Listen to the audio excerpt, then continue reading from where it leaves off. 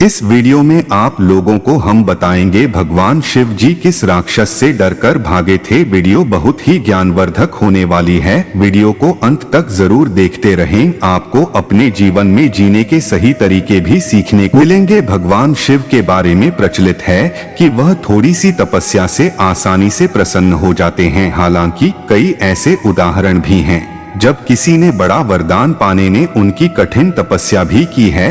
लंकापति रावण ने भी अमृतत्व का वरदान पाने के लिए भगवान शिव को अपने 10 सिर चढ़ा दिए थे। भगवान शिव से जुड़ी ऐसी ही एक और कहानी है जिसमें एक राक्षस ने शिवजी की घोर तपस्या कर उन्हें प्रसन्न किया था। हालांकि वरदान देकर भगवान शिव खुद ही मुसीबत में फंस गए थे। बाद में भगवान विष्णु ने उन्हें इस मुसीबत से छुटकारा दिलाया था। कहानी के मुताबिक एक बार महर्षि नारद धरती पर घूम रहे थे। रास्ते में उन्हें वृकासुर नाम का राक्षस मिला। नारद मुनि को देखते ही उसने कहा कि मैं आपसे कुछ सलाह लेना चाहता हूँ। आप मुझे बताइए कि ब्रह्मा, विष्णु और महेश में कौन देवता जल्द प्रसन्न हो जाते हैं। महर्षि नारद ने बहुत सोचने के बाद कहा कि वैसे तो तुम तीनों महादेवों में से किसी की भी तपस्या कर सकते हो, लेकिन ब्रह्मा और विष्णु जल्दी प्रसन्न नहीं होते हैं। उनके लिए बहुत वर्षों तक कठिन तपस्या करनी पड़ती है।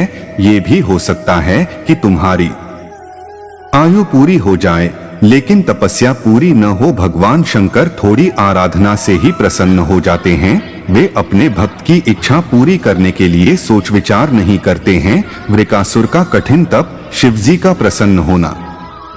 वृकासुर ने भगवान शंकर की आराधना करने का फैसला किया और हिमालय के केदार क्षेत्र में जाकर आराधना करने लगा। यज्ञ, जप, तप, ध्यान सब प्रकार से वह पूजा पाठ करने लगा। कुछ दिनों के बाद उसने सोचा कि मैं शरीर और प्राण को ही भगवान शिव को अर्पित कर दूंगा। ऐसा सोचकर वह अपने शरीर का मांस काट काट कर यज्ञ कुंड में डालने लगा, लेकिन भगवान शिव प्रसन्न नहीं हुए। परेशान होकर एक दिन उसने अपना शीश काटकर भगवान शिव को डोट अर्पित करने का फैसला किया। स्नान ध्यान कर जैसे ही उसने खड्ग उठाकर अपना शीश काटना चाहा कि भगवान शंकर प्रकट होकर बोले, बस करो, तुम्हारी तपस्या पूरी हुई, मैं तुम पर प्रसन्न हूँ, वर मांगो। वृकासुर की वरदान की परीक्षा के लिए हठ वृकासुर हाथ जोड़कर भगवान शिव से बोला, आप मुझे वर दीजिए कि मैं जिस प्राणी के सिर पर हाथ रख दूं उसकी तुरंत मृत्यु हो जाए। शिवजी वृकासुर की यह मांग सुनकर चिंता में पड़ गए, लेकिन वरदान नहीं देने पर देव मर्यादा का उल्लंघन हो रहा था। शिवजी वृकासुर से बोले कि तुम्हारी तपस्या व्यर्थ नहीं जाएगी। तुमने मुश्किल वरदान की कामना से तपस्या की थी, इसलिए तुम्हें तपस्या भी कठिन करनी पड़ी। जाओ, जैसा वर चाहते हो वैसा ही मिलेगा। वरदान पाते ही वृकासुर की आसुरी वृत्ति जाग गई। उसने कहा कि प्रभु, आपका यह वरदान सत्य है या नहीं, इसकी परीक्षा लेना चाहता हूँ, इसलिए पहले आपके सिर पर ही हाथ रखकर देखता हूँ कि इस वर में कितनी सत्यता है। भगवान शिव का विष्णु जी से मदद मांगना। भगवान शंकर ने सोचा कि यह राक्षस कुछ नहीं सुनेगा। जब वृकासुर शिवजी के सिर पर हाथ रखने के लिए आगे बढ़ा तो वह वहां से भागने लगे। इस पर वृकासुर का क्रोध बढ़ गया। वह पीछा करते हुए चिल्लाया कि महर्षि नारद की तरह आपने भी मुझसे छल किया है। वरदान की परीक्षा से डरकर क्यों भाग रहे हैं। शिवजी भूमंडल छोड़कर देवलोक तक भागते रहे और वृकासुर भी उनका पीछा करता रहा। अंत में भगवान शिव विष्णु लोक पहुंचे और विष्णु जी को अपनी परेशानी बताई।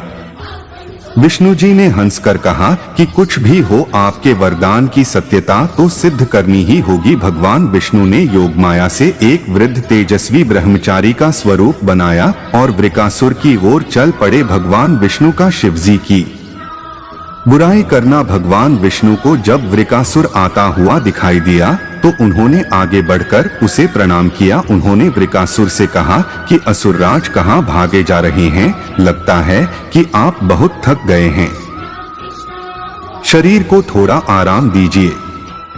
आप सब प्रकार से समर्थ हैं, फिर भी मेरे योग्य कोई काम हो तो बताइए। अक्सर लोग अपने मित्रों और सहायकों से ही अपने काम पूरा करा लेते हैं। एक तेजस्वी ब्रह्मचारी की बातें सुनकर वृकासुर ने शिवजी के वरदान और उसकी परीक्षा की बात बताई। इस पर ब्रह्मचारी हंसा और कहा कि तुम किसके वरदान की परीक्षा लेना चाहते हो? शिवजी का तो अपना कोई घर ही नहीं है, वह खुद भूतों प्रेतों के साथ घूमते रहते हैं, वह भला किसी को क्या वर देंगे? वर देने वाले तो ब्रह्मा और विष्णु ही हैं। वृकासुर का ब्रह्मचारी की बातें में फंस जाना। विष्णु जी ने वृकासुर से कहा कि तुम्हें वरदानी होना था तो ब्रह्मा या विष्णु की आराधना करनी चाहिए थी। शिवजी के पीछे बेकार दौड़ रहे हो। वरदान देने वाला तो खुद इतना शक्तिशाली होता है कि उसके वरदान का असर खुद उस पर नहीं हो सकता है। उन्होंने तो तुम्हें झूठ मूठ का वरदान दिया है,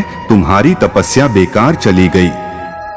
ब्रह्मचारी की बात सुनकर वृकासुर निराश हुआ, उसका मनोबल टूट गया।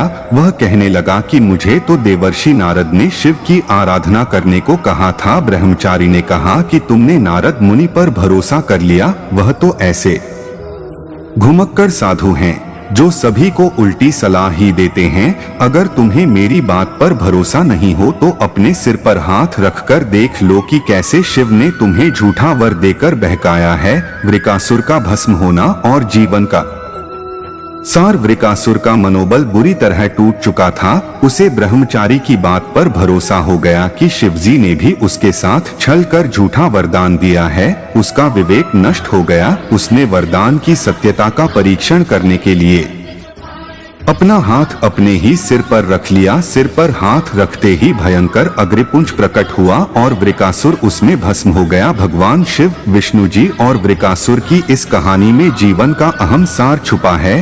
कहानी सीख देती है कि बिना सोचे विचारे किसी को कुछ देना और पाने वाले का कृतघ्न होकर दाता को ही संकट में डालने का ऐसा ही नतीजा होता है। कृतघ्नता के उन्माद में बुद्धि विवेक नष्ट हो जाता है और उपलब्धि ही विनाश का कारण बन जाती है। दोस्तों, आज की वीडियो यहीं पर समाप्त होती है। वीडियो अच्छी लगी हो तो लाइक करो और ऐसी ही ज्ञानवर्धक वीडियो देखने के लिए हमारे चैनल को सब्सक्राइब करो। कमेंट में जय श्री भोलेनाथ जरूर लिख कर जाना और उम्मीद करेंगे सभी लोग ठीक होंगे। हमारी तरफ से सभी लोगों को तहे दिल से धन्यवाद। फिर मिलेंगे एक नए वीडियो के साथ।